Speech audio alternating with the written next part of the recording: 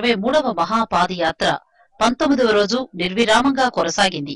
ఉదయం చిక్బల్లాపూర్లో శబరి గిరీశుడికి పూజలు చేసి ఇరుముళ్లు కట్టుకున్నారు అయ్యప్ప భక్తులు. అనంతరం యాత్ర ప్రారంభించి మధ్యాహ్నానికి దేవనహళ్లి చేరుకున్నారు.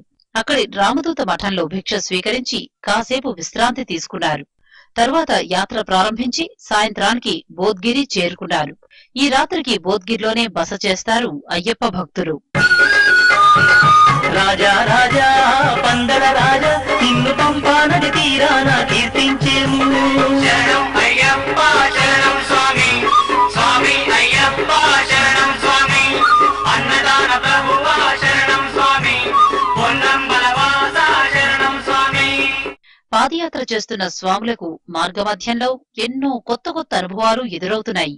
పవిత్ర నదుల్లో స్నానాలు, ఆలయాల్లో పూజలు చేస్తూ శబరి దిశగా సాగిపోతున్న అయ్యప్పలను ఓ శునకం అనుసరిస్తుండడం విశేషం. అనంతపురంలో హఠాత్తుగా వచ్చి స్వాములతో పాటు పాదయాత్ర మొదలుపెట్టింది ఈ గ్రామ సింహం. అయితే ఇదేమీ కొత్త కాదంటారు స్వాములు. ప్రతి ఏటా పాదయాత్ర చేస్తున్న స్వాములను ఓ కుక్క అనుసరిస్తోందంటారు అయ్యప్పలు.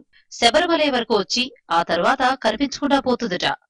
ఇంద్రియములనే తలవంచి ఇరుముడినే తల దాల్చి స్వామి శరణం అయ్యప్ప అని సాగే భక్తుల సందోహం. స్వామి శరణం అయ్యప్ప. స్వామి శరణం స్వామి. అనంతపూర్ డిస్టిక్ లో శివాలయం టెంపుల్ దగ్గర మేము ఆల్ట్ అయినాం స్వామి.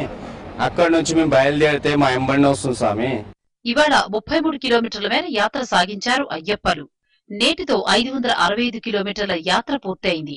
ఇక మార్గమధ్యంలో పవిత్ర నదుల్లో కార్తీక స్నానాలు, ఆలయాల్లో పూజలు చేస్తూ అయ్యప్ప స్వాములు శబరి దిశగా సాగిపోతున్నారు.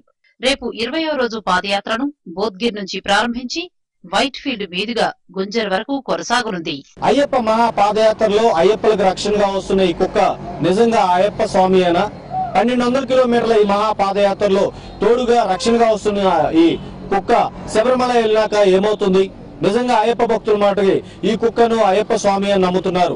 ఈ రక్షణగా ఈ రోడ్లెంబడ నడిచేటప్పుడు ప్రమాదకరంగా ఉన్న సమయంలో ఈ కుక్క రక్షణగా ఉంటుందని అయ్యప్ప భక్తులు నమ్ముతున్నారు. ఏది ఏమైనా శబరిమల తర్వాత ఈ కుక్క ఏమవుతుందో ఆ దేవదేవుడికే తెలియాలి. కెమెరా పర్సన్ చైతన్యతో వర్మ, T5 కర్ణాటక నుంచి.